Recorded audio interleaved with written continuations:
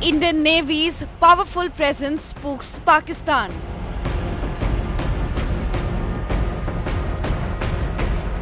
INS Vikrant leads 36-ship Armada in Arabian Sea.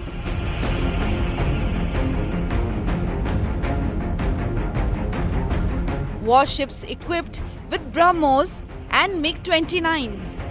We have quantitative and qualitative edge to deliver a massive blow to our adversaries. India corners Pakistan from air, land and sea. INS Vikrant's tame Pakistan sea mission.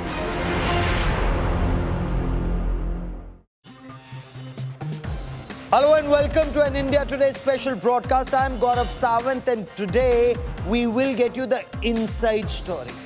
Imagine a 36-ship armada outside Karachi.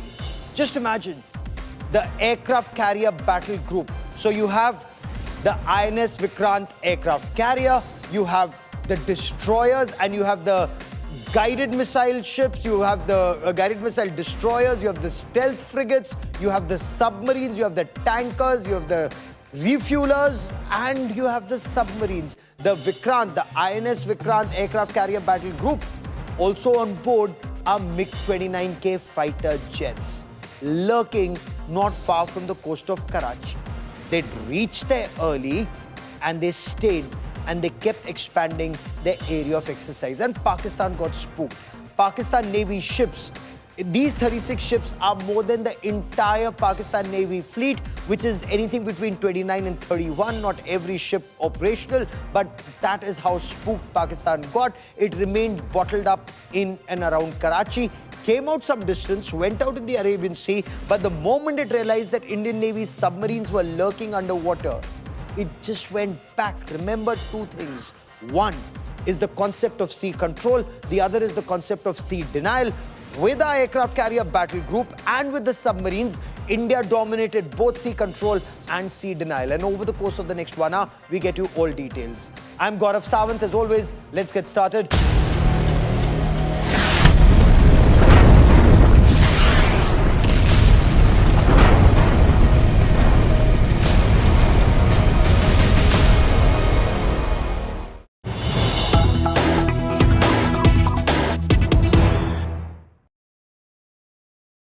The 10th May morning was an absolute game changer in India's war on terror. But there's an interesting new aspect that's come to light. Pakistan government's VVIP jet was very near the Indian Air Force strike zone on the 10th of May morning.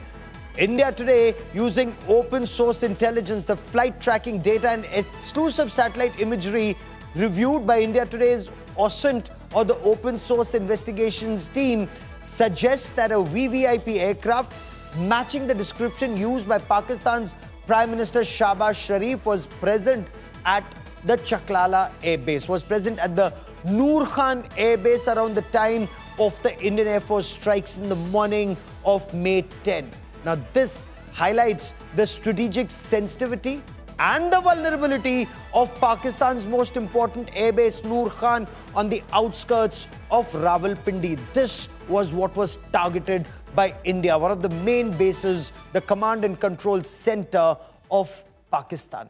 Satellite imagery from space company Satellogic, provided exclusively to India Today by Earth intelligence platform Skyfi, provides new details of the events that took place at Pakistan's most high-profile airbase. Watch this imagery closely and I will get India Today's Ankit to explain this to us in greater detail, because this imagery is an absolute game changer when it comes to understanding how close India came to striking, or actually struck, in the heart of terror. But there's a bigger message here, and I want to bring in Ankit for more on this. Ankit, brilliant satellite imagery. This is perhaps the best protected, amongst the best protected runways or air bases in Pakistan. Noor Khan, explain the inside details. Well, Gaurav, for anybody who kind of does not track aviation that much, Pakistan government uses 3 Gulf streams for its VVIP movement. One is J756, J755, and 4720, used by Asim Munir. The J756 is the primary go-to aircraft for the Prime Minister of Pakistan. Okay. The J755 is used by other ministers. When Shahbaz Sharif is on board, the call sign is Pak 02. When the President is on board, the call sign is Pak 01. Between 5th May and 11th of May, this aircraft, according to flight tracking data, the J756 Gulfstream, was present at this airbase. Okay. Now, what we have done here is, we have combined aircraft tracking data with satellite pictures to establish that in the aftermath, moments or hours after Indian Air Force missile hit this place, 435 meters away from this place, right at this base, this aircraft, which matches all the description of J756 Gulfstream used by Pakistan Prime Minister, was present here. Without any defense, Pakistan was standing here defenseless. This is how sensitive this story is. And for the benefit of our viewers, Noor Khan Air Base is perhaps the best, amongst the best protected air bases of Pakistan. Right on the outskirts, Ankit, of Rawalpindi, the command and control structure, even when it comes to their nuclear command, their army chief or their army headquarters, GHQ Rawalpindi, is also very close to this place. This is how vulnerable Pakistan is to Indian missiles, Indian precision-guided munition. Well, Gaurav, this picture answers more than one question. Yes. Question number 1, was India the aggressor? If India was the aggressor, India could have hit this target. Yes. Not this one, not this command and control structure, but this one. You know, we have seen more than 20 satellite pictures so far. Not one, Gaurav, not one shows a miss-hit. If there is a crater, the crater is right at the airstrip, anywhere. In the middle of the airfield, so to say. In the middle of the airfield, if a building has been demolished, it's a very useful building. Either it's Jaish-e-Mohammad's headquarters or some kind of operational building, yes, right? We have not seen an empty misfired shot so far. So if Indian Air Force wanted to hit this target, yes, if India was the aggressor, this target would have been hit. This shows India showed restraint. This also shows why the Pakistan DGMO had to make the call. And that's a very pertinent point you make. And during this broadcast, you will also listen to Ranadhir Jaiswal, the spokesperson of Ministry of External Affairs, who very clearly made it enunciated why Pakistan sought a ceasefire. It wasn't American pressure on India. It was Pakistan coming to India on a bent knee. And why? Because of what happened on the 10th May morning. Not just Noor Khan, and Noor Khan was just symbolic, Ankit, of India's strike. And I want to bring Sandeep Punnithan into this conversation, my colleague Sandeep Punnithan, who's also been tracking developments on this story very closely. Sandeep, while we get the inside details to our viewers on India First at 8 p.m, let's give our viewers a little glimpse of why Pakistan sought ceasefire on the 10th of May morning. What transpired, Sandeep, the manner in which India hit Pakistan not once, not twice, not thrice, not 4 times, not 5 times, 11 air bases almost simultaneously. Sandeep. Gaurav, what happened on the 10th of May was not just an airstrike. You have to call it a rampage, because this is the Indian Air Force's most significant air activity since 1947. It is the largest number of airstrikes in the shortest span of time. In just 90 minutes, the Indian Air Force struck targets from Pakistan-occupied Kashmir to the deserts of Cholistan and Sindh, hammering air bases, command posts, fighter air bases, infrastructure, all of this in the matter of just 90 minutes. This is like, these targets were spread over a geography of almost 2,000 kilometers. That's the entire length of Pakistan. And this is the precision which they struck these targets with. And Ankit was talking about the precision hits on the target. Gaurav, I can tell you, all of these targets, majority of them were actually BrahMos missiles. And these BrahMos missiles have a circular error probable of 1 meter. Can you imagine the precision, Gaurav? 1 meter, you're firing a missile that's flying at 3 times the speed of sound. It's a ramjet missile. It has the accuracy to go through a window 300 kilometers away. That is how accurate the BrahMos is. And that is precisely the reason India used the BrahMos to carry out these very carefully calibrated surgical airstrikes on Pakistan's infrastructure from the heights of Pakistan-occupied Kashmir to the deserts of Sindh across. There was no place in Pakistan that was safe, Gaurav, and majority of these air bases, I can tell you now, Gaurav, had already been vacated of fighter aircraft. They had all moved to their depth air bases because they knew exactly what was coming. A smart Pakistani officer knows when he sees the first signs of a suppression of enemy air defenses raid, which happened on the morning of the 7th, when the radars were beginning to be knocked out. They knew what was coming. They knew the tornado that the Indian Air Force was going to unleash, which is why they activated their emergency protocols, which are kept for a full-scale shooting war. The Air Force withdrew. Absolutely, you make that. And Ankit, I want to come to you for this big point. You know, the precision strikes that India carried out, Ankit, very clearly, this was a message to Pakistan. When you look at this message, and I want this video to play, where you will see this message to Pakistan, the precision strike here. This was one strike. If India wanted, there could have been multiple strikes taking out Rawalpindi's command and control structure completely. This visuals is from the same airbase, Gaurav, and I want to preempt the supposed Pakistani defense experts on Twitter, because I know they will come, right? So the first question could be, how do you know this was Shahbaz Sharif's plane? Pakistan could have any other Gulfstream, right? Their call sign? Not just the call sign. You have 3. The J755 was at Lahore. Asim Muni's Gulfstream, which could have been there, we believe it is not that, because the top of the tail of Asim Muni's jet is painted in blue. This one is entirely white. We have done analysis, the entire length and width of this aircraft. It matches 100% with the description of the aircraft used by the Pakistan Prime Minister. And that is why we are saying, if India wanted to hit, India could have hit. Very, very significant point. And do keep in mind, this was demonstration of capabilities. Pakistan should know what the capabilities of Indian armed forces are, from our intelligence agencies to our Air Force to our armed forces in general. We dominate the airspace. No restraint. Yes, the level of restraint was, yes, we will not strike to kill you. We will strike to show you. Next time, we can kill you. But Sandeep, before I go to that other big story, I want one quick question. We've demonstrated our capabilities. Pakistan will lie low. Any country knows when it's hit and it's hurt. So it will lie low for now. It may strike us, maybe after 6 months, maybe after 1 year, maybe after 2 years. It will strike, that's for sure. But by then, it would have effective countermeasures in place. It would have already got a better system of radars. By then, they will go to America on a bent knee, get better Lockheed radars instead of going for the Chinese honky, air defense system. They'll probably try and get some better air defense system. Next time, we've shown our capabilities, we've shown our cards, but we haven't destroyed them. Now, should we have destroyed them this time itself?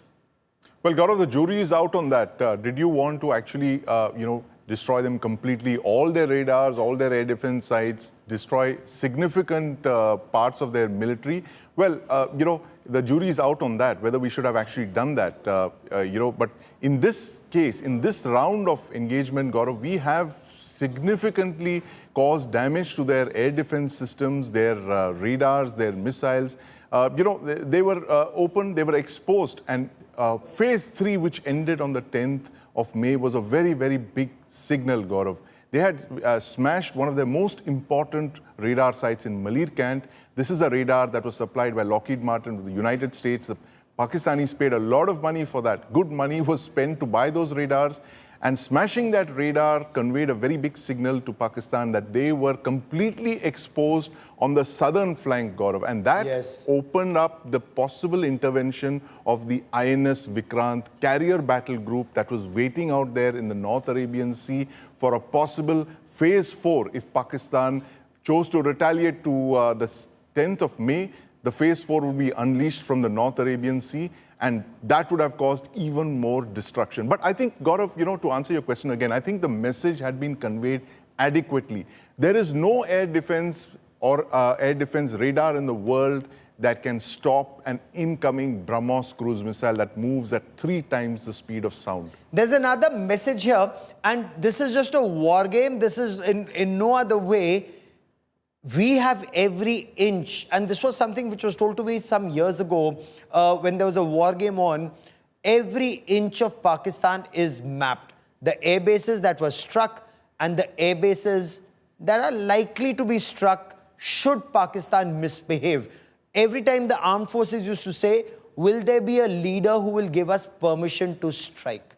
Now this time, Prime Minister Narendra Modi gave them the go-ahead strike, and strike they did. The manner in which they struck. This is stuff that history is written about. History is made, and trust me, this was history being made with 11 Pakistani air bases being targeted. That signal, that writing is on the wall, and it's also on the China wall.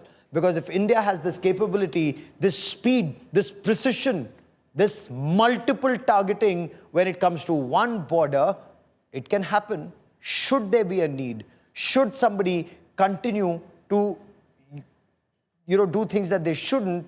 Well, this is a game the two can play. But there's another very disturbing story I want to come to. And ladies and gentlemen, this is where the world needs to wake up and take notice. Big story coming in on India today. Pakistanis, they're begging for arms, begging, literally begging, on a bent knee with a begging bowl, going to Saudi Arabia, United Arab Emirates, China, America, International Monetary Fund, and they got money from the IMF, $2 billion. What does Pakistan intend to do? It is going to pay ex-gratia to terrorists killed. The terrorists who've been killed in India's missile strikes, their next of kin, will be paid 1 crore rupees each. And by this account, this means that Maulana of terror, Masood Azhar, who was crying, saying 14 members of his family have been killed, will be paid 14 crore rupees. So IMF is directly funding radical Islamist terror represented by this Maulana of terror, Masood Azhar, a UN-designated banned terrorist. He is on the 1267 Sanctions Committee. Pakistan, according to reports that are coming from Pakistan, is going to pay 1 crore rupees to the next of kin of every individual killed in Indian missile strikes. It's a bankrupt country. It has no money. Is this an empty promise, or it will pay IMF money? IMF money will be directly funding terror. So this ex-gratia to Jaish-e-Mohammed's Maulana Masood Azhar would be 14 crore rupees. The BJP has questioned the International Monetary Fund on funding terror. The IMF has cleared the second installment of loan to Pakistan, and Pakistan is all set to get $1 billion. Pakistan, in a way, is not just rebuilding terror camps. It has already pledged to rebuild both Muridke and Bahawalpur. I want to quickly cut across to India Today's Shivani Sharma, who joins us for more. Shivani, this is huge, these inputs you're getting. Bring us details. Gaurav, this is the exposition that has been brought that now Pakistan will be paying 14 crore rupees to Maulana Masood Azhar's skins and to him for 14 of his skin that have been killed in this action. Not only this, the structures, the campuses that have been destroyed in Indian strikes will be rebuilt by Pakistan's government. That's the claim. Not only this, the biggest claim that is coming in is of giving a status of martyrs to all these terrorists who've been killed in Pakistan in Operation Sindoor. So this is big money that has been now vowed to be given to Maulana Masood Azhar, who's the Jaish chief, for the people he've lost. He's lost 14 of his family members, and now he'll be given 14 crore rupees, 1 crore each for each terrorist who've been killed by India in Operation Sindoor. Gaurav. Shivani, keep tracking that story. I will come back to you for more. This is extremely worrisome. Money that Pakistan gets from the International Monetary Fund will be directly funding radical Islamist terrorist organizations like Lashkar-e-Taiba and Jaish-e-Mohammed. But I want our viewers to know another reason why Pakistan sought a ceasefire. Because military planners in Pakistan, the military commanders, they saw the writing on the wall. It wasn't just the precision missile strikes by the BrahMos supersonic cruise missiles and a wide array of weapons and systems that India unleashed on the 10th of May morning. It was also the presence of the Indian Navy in the North Arabian Sea. A striking display of total maritime dominance. The Indian Navy's aircraft carrier battle group. So you had the INS Vikrant, the battle carrier, the carrier battle group, which comprises several destroyers, frigates, tankers, submarines, all of them. Tankers, incidentally, are they have replenishment, they have fuel, they have food, they have supplies. The entire Vikrant carrier battle group was in North Arabian Sea with its own submarines. And of course, there were other submarines. INS Vikrant also has the MiG-29K fighter jets. Now, they were circling the skies not very far from Karachi. Remember, Pakistan, it fired NAV area warnings. NAV area warnings were that they will carry out missile tests or rocket tests towards the Arabian Sea. That, in a way, was an attempt by Pakistan to ensure the Indian Navy doesn't get too close. But remember, the carrier battle group has ships, especially the guided missile destroyers, the missile boats and the frigates, including the stealth frigates, armed with the BrahMos, the ship-launched BrahMos supersonic cruise missiles, its own Barak 8 air defense system, the MiG-29 fighters, all of them could have struck deep inside Pakistan, especially after the Malaya cantonment radar had been taken out earlier. Remember, warfighting is military science. It's the art of war, and India, with clinical precision, was completely on top of the escalation ladder. Took out the radars first from Malaya canton in Karachi to Lahore and elsewhere, and then struck. Take a look at this India Today special report.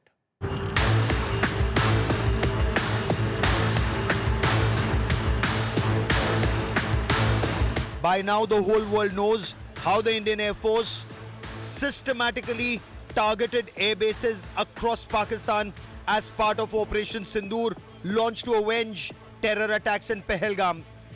What is not widely known is the Indian Navy's striking display of total maritime dominance.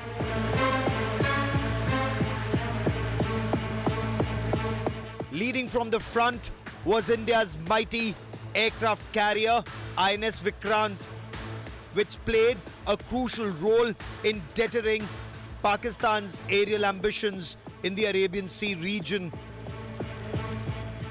With the deployment of the carrier battle group, India was not only intercepting Pakistan's aerial attacks, but was simultaneously using its naval power to ensure that Pakistan kept its aerial assets in defensive mode. INS Vikrant was deployed closest to Pakistani naval assets during this operation, and the multiple operational positions reflected the tempo and endurance of Indian Navy. INS Vikrant is India's most potent warship with the BrahMos supersonic cruise missiles and MiG-29K fighter jets that can strike deep inside Pakistan. The carrier battle group is also equipped with the Barak 8 missiles designed to defend against any incoming aerial threat. INS Vikrant started moving from the Karwar base towards the battlefront on the 30th of April, when India was gearing up for a response to the Pahalgam terror attack. The INS Vikrant carrier battle group was deployed in the Arabian Sea by the 5th of May, a day before India launched Operation Sindoor. And over the next 4 days, the carrier battle group with its submarine, destroyers and frigates moved closer to Pakistan and remained completely in control of the seas around Karachi as tensions escalated between India and Pakistan. By the 9th of May, Pakistan was in striking range of the Indian missiles. The carrier battle group INS Vikrant comprises 8 to 10 warships and saw one of the largest real-time operational deployments outside of peacetime drills. In 1971, the Indian Navy deployed 6 warships to target Karachi. During Operation Sindoor, this number rose to 36 frontline naval assets, including INS Vikrant carrier battle group, signaling a massive escalation in maritime readiness. India outnumbered the entire fleet of the Pakistani Navy, which currently fields fewer than 30 warships. To further mount pressure, the Indian Navy deployed 7 destroyers, 7 stealth frigates, missile boats, and half a dozen submarines in an unprecedented show of strength. Pakistan's Navy ships reportedly remained confined within the Karachi harbour, unable to counter or respond due to the overwhelming presence, readiness and combat preparedness of the Indian Navy. Pakistan was repeatedly compelled to issue nav area or maritime safety warnings, fearing an Indian naval strike. With its deterrence and joint readiness demonstrated during Operation Sindoor, India has asserted our total dominance in the Indian Ocean region, from sea control to total sea denial to the adversary. Indian Navy's action is part of the escalation ladder mechanism which we have worked out amongst 3 services. This time, if Pakistan dare take any action, and Pakistan knows it, what we are going to do. Bureau Report, India Today.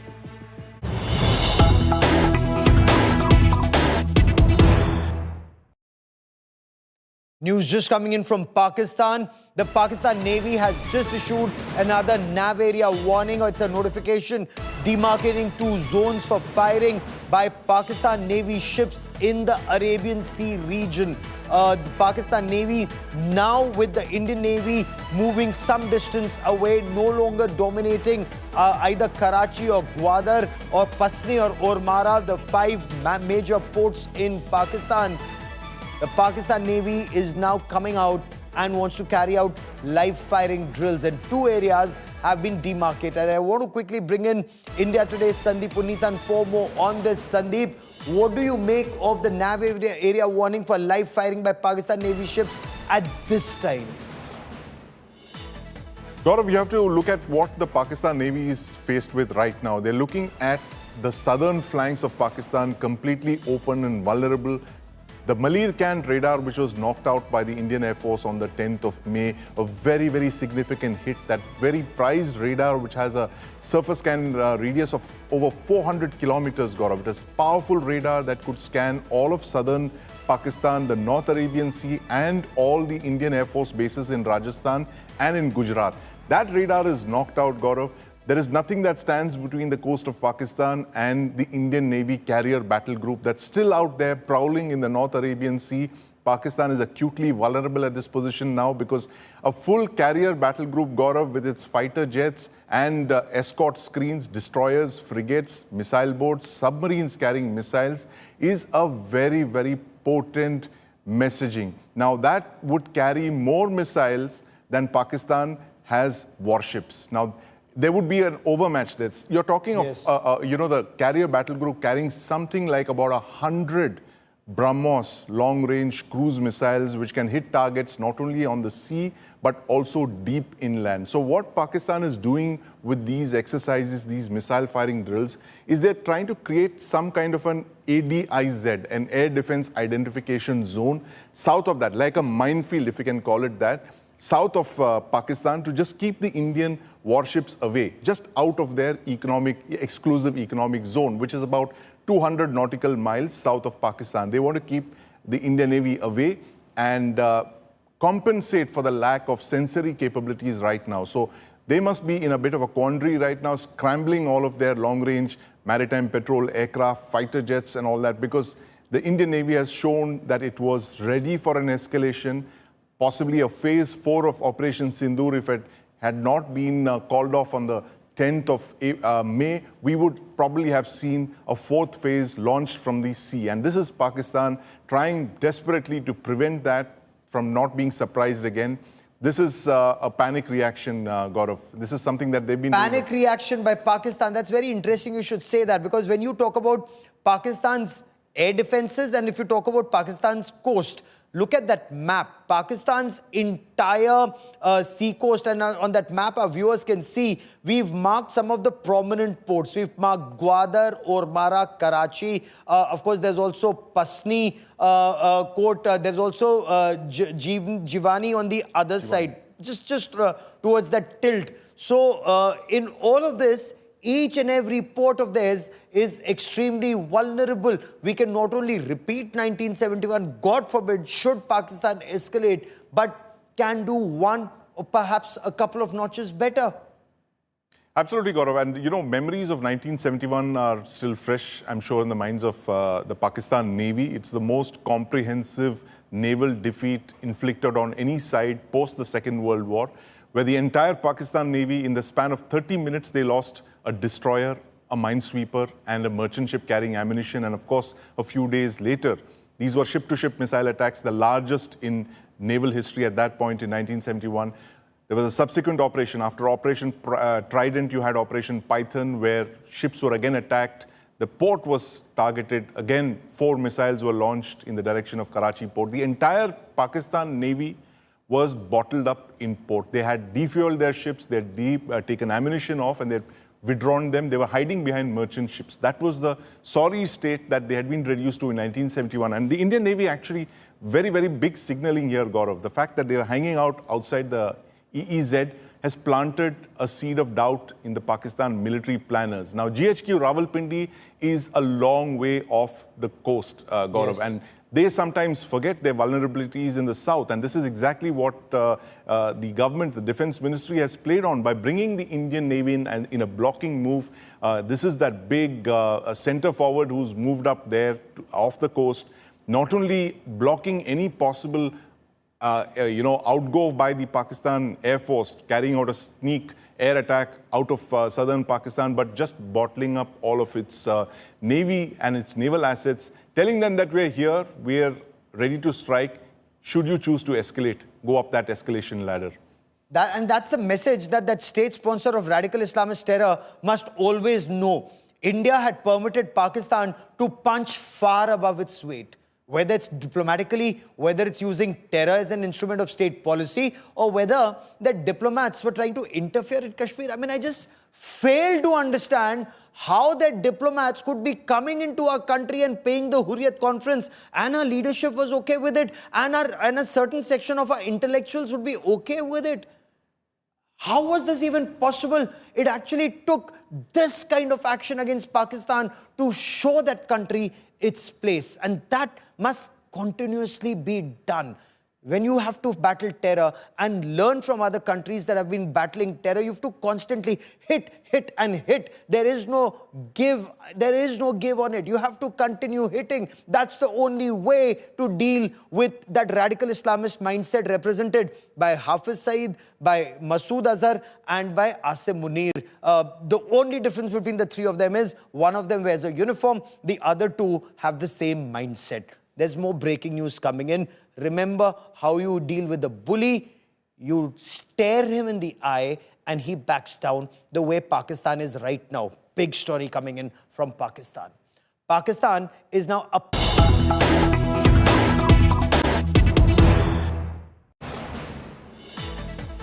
Pakistan is appealing to India to reconsider holding the Indus Waters Treaty in abeyance. Pakistan's water minister has written to Government of India. This is information, of course, as of now on sources. Pakistan is urging India to reconsider Prime Minister Narendra Modi's clear decision that terror and water cannot flow together. Blood and water cannot flow together. So if Pakistan wants water, it must stop shedding our blood.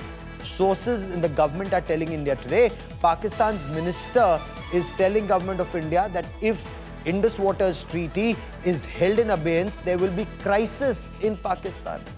Ab pata chal raha hai unko. They were shedding our blood for decades. There was no crisis. The moment India takes some action, and then they come crying to us. Now it remains to be seen whether India has that Prithviraj Chauhan syndrome, that you let go of a Muhammad Ghori after defeating Muhammad Ghori in the Battle of Tarai, and then he comes and returns and then fights you again. Or this time there are clear actions that are taken against Pakistan. Sources are telling India today, Pakistan's foreign minister has written to a letter to the Minister of External Affairs not to hold the Indus Waters Treaty in abeyance. I also want you to listen in to Prime Minister Narendra Modi. It's a very clear address to the nation where the Prime Minister said blood and water cannot and will not float together. So Pakistan can beg right now. Pakistan can plead right now. But unless Pakistan takes clear, strong, irreversible action against India-centric terror, Jaish-e-Mohammed, Lashkar-e-Taiba, Hizbul Mujahideen and Pakistan's ISI, that military jihad complex. Remember, so far, India was setting the bar low and doing a low jump, but with the Narendra Modi government, Pakistan's ISI must also be held to account because they are the ones who tasked these radical Islamist organizations to bleed India. Action must be taken against ISI officers named in 26/11 Mumbai terror attacks and subsequent terror attacks in India. Unless that happens, water will not flow. Listen in. मैं आज विश्व समुदाय को भी कहूंगा, हमारी घोषित नीति रही है, अगर पाकिस्तान से बात होगी तो टेररिज्म पर ही होगी। अगर पाकिस्तान से बात होगी तो पाक ऑक्युपाइड कश्मीर, पीओके, उस पर ही होगी। भारत का मत एकदम स्पष्ट है। टेरर और टॉक एक साथ नहीं हो सकते। टेरर और ट्रेड एक साथ नहीं चल सकते और पानी और खून भी एक साथ नहीं बह सकता। As part of Operation Sindoor, at least 9 terror bases, including the headquarters of Lashkar-e-Taiba in Muridke, were targeted. Then when the Pakistan Air Force and the armed forces chose to respond to India militarily in defense of a UN-designated terrorist organization, whether it's Lashkar-e-Taiba or Jaish-e-Mohammed, India hit back and hard, using air power once again to strike at multiple Pakistan Air Force bases from Skardu in Pakistan-occupied Jammu and Kashmir through Pakistan's Punjab province down to Bolari in the Sindh province of Pakistan. To talk more about the air power and the employment of kinetic force, with me is Tom Cooper. Tom Cooper is an Austrian academic, historian and aviation enthusiast who's actually been studying military history and Operation Sindoor. Tom Cooper, welcome on India Today. Your assessment, Tom, your assessment of Operation Sindoor and the employment of air power. Thank you very much for your invitation, and it is very nice to be with you. As for assessment of this operation, well, it did not start very beautiful. I said I was critical early on because Indian political and military leadership first opted to keep it a small affair, or kind of, we are friendly Indians, we are just going to strike your terrorists, please don't strike back on us. But then, and that was really, the more I think of it, it was a really amazing switch of the doctrine, of fundamental doctrine of the Indian politics, international politics, and defense doctrine as well, in a matter of 24 hours, from this cautious, over-cautious attempt to hit just the terrorists into a de facto all-out war, which then over the following, what was it, 70, perhaps 80 hours, disarmed large parts of the Pakistani armed forces. And the more I was following the developments, whether via the social media or via private contacts in India and private contacts in Pakistan, and the more it went on, through evening of 7th of May, then 8th of May, 9th of May, and it became clear that Pakistan is losing. It is as clear as that. And when you see that the Pakistani ground-based air defenses have been hit, and heavily hit at that, and then particularly these massive, major radar systems and major air defense systems, long-range air defense systems have been hit, then the Pakistani Air Force has been pushed away from border to India, forced to operate deep inside the Pakistani airspace, enabling the Indian Air Force to get closer to the Pakistani airspace and launch its missiles to against targets deeper inside Pakistan. And then the final, so to say, nail in the coffin was this operation early on 10th of May, when the Indian Air Force hit not only Pakistani air bases, but, and I know this is contrary to official statements in New Delhi, it started hitting also nuclear weapons storage facilities, at least in Sargodha complex, and probably also in Nur Khan, apparently also it was a command center for the Pakistani nuclear forces that was hit. Then you have the clarity, as military analyst, you have the clarity. Indians are hitting, Pakistanis are trying, but are not hitting anything. That's a very significant point that you're making. And I will come to the point of Nur Khan, which is perhaps amongst the best defended air bases in Pakistan, in Rawalpindi. And of course, Sargodha or Mushaf, again, it has 4 or 5 tiers of security or air defense systems, from their man-pads to their long-range surface-to-air missiles. Now, in your appreciation, what explains Pakistan not being able to employ its air defense systems or employ them effectively? It is a set. There was this fundamental switch in Indian strategy. For decades, your armed forces are outside of India considered actually a military superpower, but politics was not a core with this position. Politics was always, okay, yes, Pakistanis have launched another terrorist attack on us. The Chinese are pressing us from above, and always calling out abroad, calling Washington, calling Brussels or somebody else. And in this case, all of a sudden, this politics changed its opinion. And what is particularly interesting is the ability of your armed forces to adapt, to switch also their own strategy and adapt to them, and to act correspondingly, and then with success. That is primary thing, which means all of a sudden your generals have been able to operate along principles, fundamental principles of military doctrine, which is you first strike air defense systems, then you force the enemy air force away from your own airspace, and if possible deep into its own airspace or ground it, and then you hit selected targets. So when you ask me what was the reason for this success, this was the system. The entire Indian armed forces are trained in a specific way. Okay. And now, for the first time ever, they have been not only left, but ordered to operate this way. Interesting. And not for some kind of political, not for some kind of political objectives, and please be cautious and don't do too much, don't hit them too hard, don't target Pakistani armed forces, don't target Pakistani air force and something else. There were no limits. And then you could see that these Indian armed forces are operating in a highly efficient way. All of a sudden, kind of. That's a very interesting People like me, knew there is this capability in India. We knew that there is capability, but it was never demonstrated before. And now, all of a sudden, I said within 24 hours there was a switch, and puff, they are demonstrating that they can hit Pakistan this hard. So this is really fascinating experience, so to say.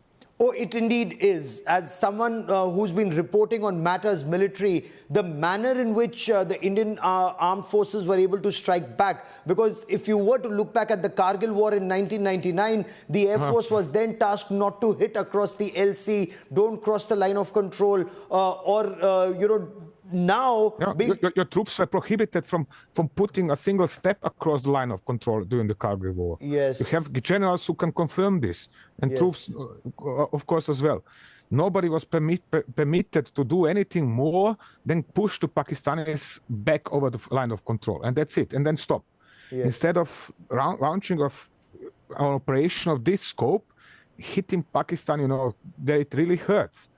So, which is even more amazing, because we have to keep in mind, these jihadists in Pakistan, they are not existing in vacuum. They are closely intervened with the inter-service intelligence of Pakistani armed forces, which is a military intelligence service controlling all the other intelligence services in Pakistan. And we have to keep in mind, these jihadists are integral part of this inter-service intelligence. There are military officers serving with them, and the inter-service intelligence is financing them, organizing them, training them, commanding them. So when they come to India to launch a terrorist attack, this is not just, the people actually carrying the weapons are jihadists, but the masterminds behind the operation are always Pakistani military officers. And this time costs were imposed on that Pakistani military, as you say. You've said a very interesting thing. You said Pakistan was clearly losing. Why was it losing its air defense? Because apparently it has the Chinese Honky 16, the HQ-16s, it has the HQ-9B or 9P, if I may, and it lost a lot of radars, from the Malair Cantonment radar system to the Pasru radar system to the Rahim Yar Khar radar system. How did its air defense system just completely collapse and not launch a counter-offensive on the incoming missiles? Well, they did launch retaliation strikes in form of missile and UAV strikes on India. But that is particularly marvelous performance was Indian air defense system and Indian Army air defenses. They have smashed, they didn't shut down all the incoming missiles. They didn't shut down all the incoming UAVs. Some have passed through, but they have shut down the mass of them. And with this, they have denied Pakistani ability to retaliate.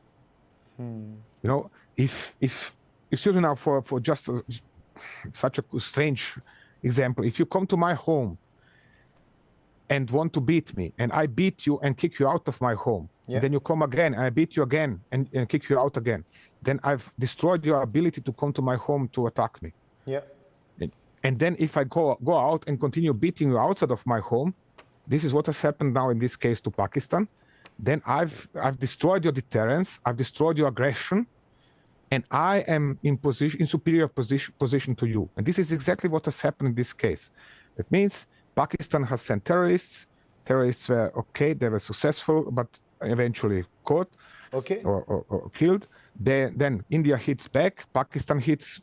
It has shot down 4 Indian aircraft, but in grand total, it doesn't matter. Why? Because when Pakistan then attempted to retaliate against India, this UAV strikes and missile strikes were all defended by Indian air defense. Absolutely. Moreover, then you have the combination. Sorry, just to complete this. Please. Then you have this combination of electronic warfare systems and Indian UAV strikes, which has demolished at least the most important systems of Pakistani air defense. And to this, Pakistan has lost control over large parts of its airspace. It had to pull back its own aircraft away from the border because they were not supported by ground-based air defenses anymore. Because this air defense system was you cannot fight a war with just ground-based air defense system or just fighters, jets. You need both of these tightly integrated to create a bulb, so to say, over your country. And in your appreciation, how severe are the losses that Pakistan may have suffered in terms of holes being punched in its airfield in Skardu, and to that losses of air defense system all along, from Punjab province to Sindh province? How serious are the losses? I don't know precise figures. I cannot tell you they have lost so many aircraft or so many ground-based air defense. But also because, look, most of these losses, especially when it comes to ground-based air defenses, are temporary nature. Yes. You hit a radar, and 24 hours later or 90 hours later, it's repaired and it's back in operation. But for the duration of the Indian operation, these assets were not there anymore. It means they were whether knocked out or damaged or whatever for long enough not to matter anymore. And when you turn off the radar, when you turn off the air defense system, when you force the Pakistani Air Force to withdraw from the border and to get back for 200, 300 kilometers deep into Pakistan, then you have achieved your aim. And the aim is to have the freedom to target whatever you want inside Pakistan, and this aim was achieved. So this automatically means, I said, you don't need to know we have destroyed 15 or 20 or just 2 Pakistani aircraft. It doesn't matter, but you have the freedom, and this was evident through Indian airstrikes and missile strikes into Pakistan, which were hitting their targets while Pakistanis weren't. So the situation was getting ever clearer and clearer. And at some point in time, I said, India then opted to start striking nuclear storage facilities. And this means this is game over, because Indian generals are always cautious, overcautious. They are conservative in their mindset. They were always holding back because their political masters were always ordering them to hold back. But in this case, all of a sudden, look, there is a video. Mushaf Air Base, nuclear weapon storage complex, boom, directly at one entrance, then another explosion directly at the other entrance. This means that these generals in New Delhi felt so safe. It is safe to strike such targets. And this means Pakistan is defeated. This is a clear-cut victory for India. It's as simple as that.